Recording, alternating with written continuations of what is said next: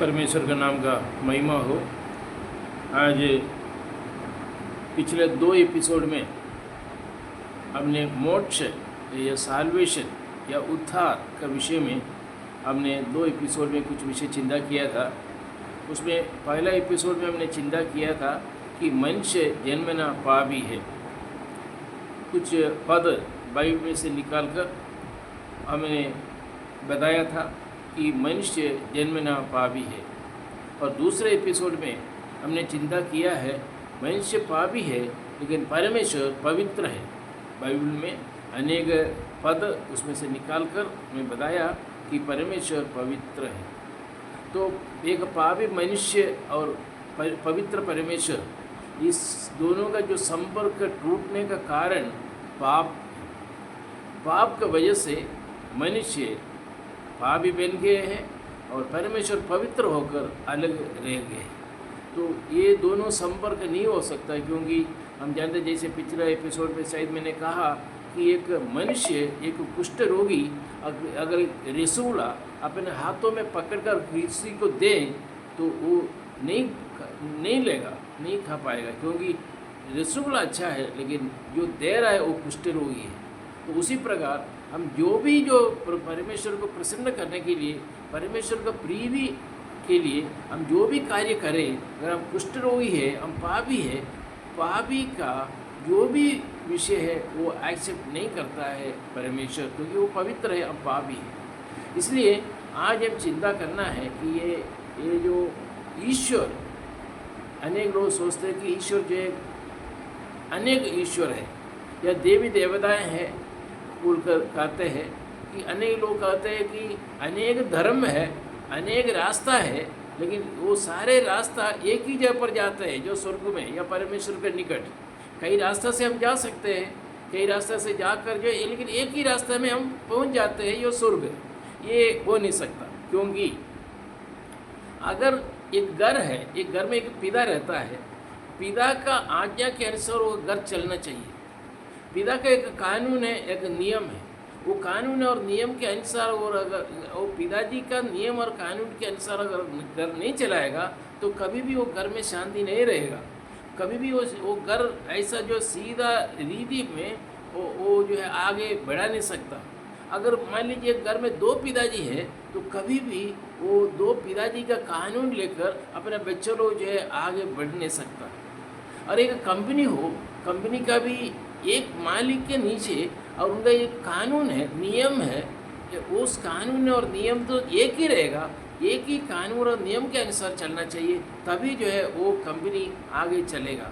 उसी प्रकार जो मानव जाति के पास में एक नियम और कानून है, जो परमेश्वर का, एक ईश्वर, अनेक ईश्वर नहीं, एक ईश्वर, और एक ईश्वर का कुछ कानून और नियम है। नियम एक रहना चाहिए, ऐसा नहीं कि अलग अलग नियम, एक मुंह से अलग अलग विभिन्न नियम कानून कभी भी दे नहीं सकता। एक धर्म में एक विषय करने के लिए कहेगा और दूसरे धर्म में वही एक ही ईश्वर, दूसरा धर्म में दूसरा विषय विभिन्न रीति में सिखाएगा। ये नहीं हो सकता है कि तो हम उसको एक्सेप्ट नहीं कर सकता है। इसलिए ईश्वर एक ही है, और ईश्वर का जो कानून और नियम जो मानव जाति को पालन करने का है वो एक ही हो सकता है। इसलिए आइए सबसे पहले ईश्वर एक ही है उसके बारे में कुछ पद बाइबल में से मैं निकाल कर पढ़ने के लिए मैं चाहूँगा। सबसे पहले डिट्रोनोमी उसका 6 अध्याय उसके 4 पद की ओर हम आते हैं। बाइबल क्या कहना चाहता है कि ईश्वर एक है या अनेक है, या अनेक देवी देवताएं हैं और अनेक ईश्वर है। इस विषय पर बाइबल क्या कहना चाहता है? परमेश्वर यहोवा, मैं पहले भी एक बार मैंने कहा था, यहोवा परमेश्वर जो कह रहा है, इस यहोवा परमेश्वर उत्पत्ति आदि पुस्तक में, उत्पत्ति पुस्तक आदि में जो जिसने कहा था कि आकाश पृथ्वी को सृष्टि किया, उस परमेश्वर यहोवा, उस यहोवा का बारे में बाइबल में लिखा है। डिट्रोनोमी उसका डिट्रोनोमी उसका 6 अध्याय उसका 4 पद उस प्रकार लिखा है, हे इस्राएल सुन, यहोवा हमारा परमेश्वर है, यहोवा एक ही है। यहोवा हमारा परमेश्वर है, यहोवा एक ही है। उसके बाद उसका 4 अध्याय पर हम आते हैं, डिट्रोनॉमी 4 अध्याय उसका 35 पद, 35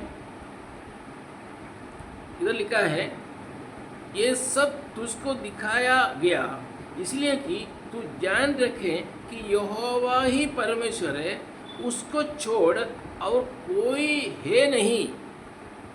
यहोवा एक ही परमेश्वर है, उसको छोड़कर और कोई परमेश्वर हो नहीं सकता। लेकिन यहाँ पे ये नहीं बोला कि उन जातियों के लिए कुछ और एक ईश्वर है और हमारे लिए एक ईश्वर है और अलग अलग ईश्वर है बोलकर नहीं। यहाँ पे लिखा है ये सब तुझको दिखाया गया इसलिए कि वे तू जान रखे कि यहोवा ही परमेश्वर है, उसको छोड़ और कोई नहीं हो सकता, नहीं है। उसके बाद उसका 39 को हम आते समय 4 अध्याय, डिट्रोनॉमी 4 अध्याय उसका 39 में हम इस प्रकार पढ़ते हैं, अब जान लो और अपने मन में सोच भी रख कि ऊपर आकाश में और नीचे पृथ्वी पर यहोवा ही परमेश्वर है और कोई दूसरा नहीं। देखो मैं और एक बार मैं पढ़ने के लिए चाहूँगा, बहुत इम्पोर्टेंट एक पद है। आज जान लो कि अपने मन में सोच भी रख, जान लो और अपना मन में सोचो, सोच के रखो, इसको भूलना नहीं, याद रखो, हमेशा याद करना है क्या कि ऊपर आकाश में माने या स्वर्ग में और नीचे पृथ्वी पर यहोवा ही परमेश्वर है और कोई दूसरा कोई नहीं। बाइबल स्पष्ट रीति में परमेश्वर एक है और दूसरा कोई परमेश्वर नहीं है बोलकर कहते हैं। और एशिया पुस्तक पर हम आते समय एशिया उसका 45 उसका 21 पद, एशिया 45 उसका 21 पद इस प्रकार देखिए, इस प्रकार लिखा है, तुम प्रचार करो और उनको लाओ, हाँ वे आपस में सम्मति करें। किसने प्राचीन काल में ये प्रेरित किया, किसने प्राचीन काल में इसकी सूचना पहले ही दी? क्या मैं यहोवा ही ने या नहीं किया? इसलिए मुझे छोड़ कोई और दूसरा परमेश्वर नहीं है, धर्मी और उद्धार करता ईश्वर मुझे छोड़ और कोई नहीं है। मुझे छोड़ उद्धार करता और कोई नहीं है। और पहले तीमुथियुस के हम आते समय नूतन नियम में पहले तीमुथियुस के आते समय उसका 2 अध्याय उसका 5वां पद लिखा है, जिसने अपने आप को सबके छुटकारे के धाम में दे दिया। नहीं, उसका 5वां पद, क्योंकि परमेश्वर एक ही है। देखो, क्योंकि परमेश्वर एक ही है और परमेश्वर और मनुष्यों के बीच में भी एक ही बिछवाई है, अर्थात मसीह यीशु जो मनुष्य है। इसके बारे में अगला एपिसोड में हम चिंता करेंगे, लेकिन यहाँ पे लिखा है परमेश्वर एक है। और डिट्रोनॉमी की ओर हम और आएंगे, उसका डिट्रोनॉमी उसका 32 उसका 39 उसका 39 यहाँ पर इस पर, इसलिए अब तुम देख लो कि मैं ही वह हूँ और मेरे संग कोई देवता नहीं। मेरे संग तो कोई लोग बोलते हैं कि भगवान बोल के एक है और देवी देवता बोल के अलग है, लेकिन यहाँ लिखा है देखो कि मेरे संग माने मेरे साथ कोई देवता नहीं।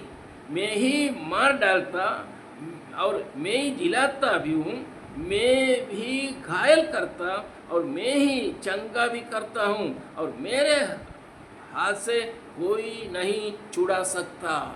मेरे साथ मेरे संग और कोई देवी देवता नहीं है, और कोई जो है मैं ही सब कुछ करने वाला मैं ही हूँ बोलकर यहाँ पे हम देख सकते हैं।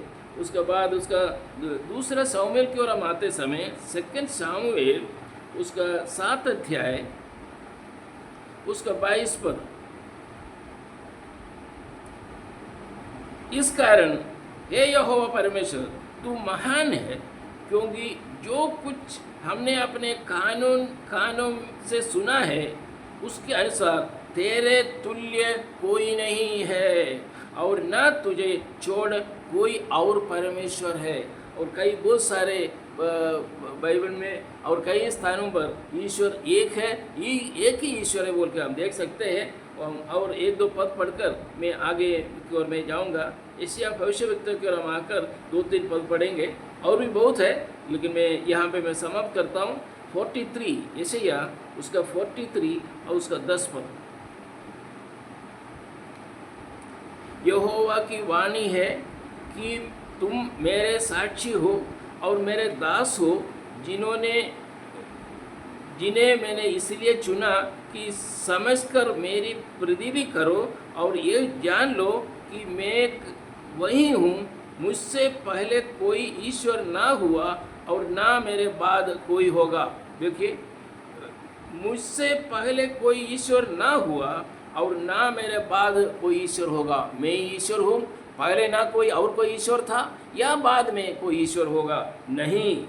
उसके 11 पद में लिखा है, मैं ही यहोवा हूँ और मुझे छोड़ कोई उद्धार करता नहीं है। एक विषय इधर आ क्या उद्धार करता बोल करके, इसका बारे में हम अगला एपिसोड में हम चिंता करेंगे। उसका 44 के एशिया पुस्तक है, उसके 44 उसका 6 पद है, हम पढ़ेंगे 6 पद है।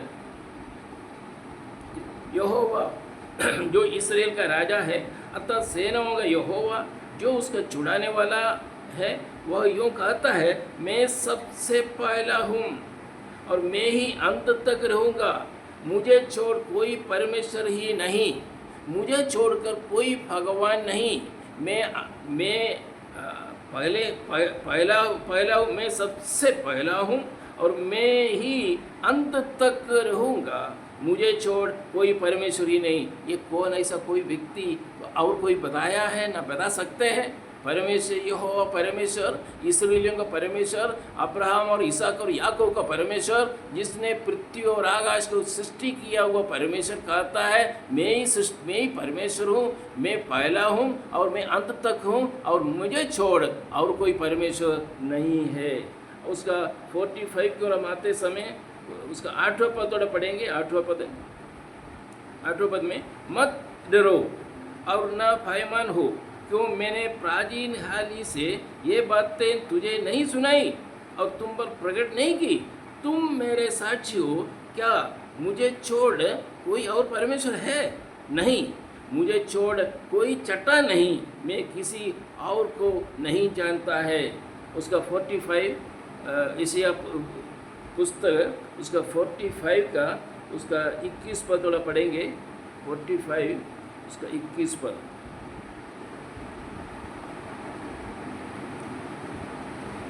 21 पद इस पर लिखा है, तुम प्रचार करो, उनको लाओ, हाँ वे आपस में सम्मति करें। किसने प्राचीन काल से ये प्रकट किया? किसने प्राचीन काल में इसकी सूचना पहले से दी? क्या मैं यहोवा ही ने यही नहीं किया?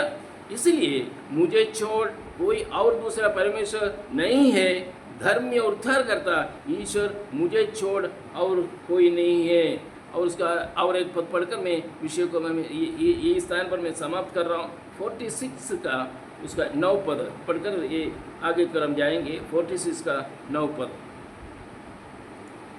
प्राचीन काल की बातें स्मरण करो जो आरंभ ही से है, क्योंकि ईश्वर मैं ही हूँ, दूसरा कोई नहीं, मैं ही परमेश्वर हूँ और मेरे तुल्य कोई नहीं है। प्रिय भाई और बहनों, ईश्वर एक ही है और ईश्वर का कानून और नियम एक ही होना चाहिए। अलग अलग कानून, एक से विभिन्न कानून, एक विभिन्न प्रकार का कानून, एक कानून से नहीं मिलता जुलता जो अलग कानून कभी भी एक व्यक्ति से, एक ईश्वर से कभी नहीं आता। जो ईश्वर एक ही है और ईश्वर का नियम और कानून एक ही है, वो हमारा होली बाइबल, सत्य परमेश्वर धर्मशास्त्र, होली बाइबल जो इंग्लिश में होली बाइबल, पवित्र धर्मशास्त्र बोल के जो बताया गया है, यही है बाइबल, यही है मानव जाति के लिए दिया हुआ कानून और नियम व्यवस्था। इस व्यवस्था के अनुसार, ईश्वर से जो मिला हुआ व्यवस्था, इस व्यवस्था के अनुसार हमें आगे चलना चाहिए। मैं एक पूछना चाहूँगा, क्या स्वर्ग जाने के लिए आपको ईसाई होना जरूरी है? अगले एपिसोड में इस विषय को हम चिंता करेंगे। ईश्वर एक ही है तो इतना सारे धर्म क्यों है? एक सवाल हमारे सामने आता है। अगर ईश्वर एक ही है तो इतना सारे धर्म हमारे बीच में क्यों रहता है? ईश्वर ने सभी के साथ एक ही बात क्यों नहीं कही? अगर ईश्वर एक ही है, सभी के साथ एक ही किस्म का बात कहना चाहिए। हमारे साथ कुछ और दूसरा धर्म के साथ और कुछ, दूसरे धर्म के साथ और कुछ, मैंने विभिन्न धर्म के साथ विभिन्न रीति में एक से एक ऑपोजिट रीति में कभी भी एक ईश्वर कभी भी अपना ऐसा कानून नहीं दे सकता है। ऐसा नहीं कि ईश्वर अलग अलग लोगों के लिए अलग अलग है, कभी नहीं हो सकता। इसका हमें देखना पड़ेगा। अगला हफ्ता में हम इस विषय को हम देखेंगे। अगर ईश्वर एक है तो ईश्वर ने दिया हुआ नियम कानून भी एक ही होना चाहिए। और हम पहले एपिसोड में चिंता किया मनुष्य पापी है, दूसरे एपिसोड में हमने चिंता किया है कि परमेश्वर पवित्र है, और तीसरे एपिसोड में, अब इस एपिसोड में हमने चिंता किया है ईश्वर एक ही है और ईश्वर का नियम कानून भी एक ही होना चाहिए। अगर है तो इस नियम कानून किस प्रकार है और क्या नियम कानून क्या है, और नियम कानून क्या कहना चाहते हैं, ये कैसे एक पापी मनुष्य परमेश्वर के निकट जा सकते हैं, परमेश्वर से मुलाकात हो सकते हैं, इसका कैसे हमें ये काम करना चाहिए, इस विषय को अगला एपिसोड में हम चिंता करेंगे। कृपया प्रार्थना सहित रहिए, और ये अगर ये अभी तक सब्सक्राइब नहीं किया है, सब्सक्राइब कीजिए और शेयर कीजिए, लाइक कीजिए, ताकि अनेक लोग इस आगे का जो एपिसोड आप लोगों को अनुग्रह के लिए अनुग्रह हो। और प्रार्थना सहित यहीं पर मैं समाप्त कर रहा हूँ। प्रभु हम सबको अनुग्रह करें, आशीर्वाद करें, प्रभु के नाम का महिमा हो। आमीन।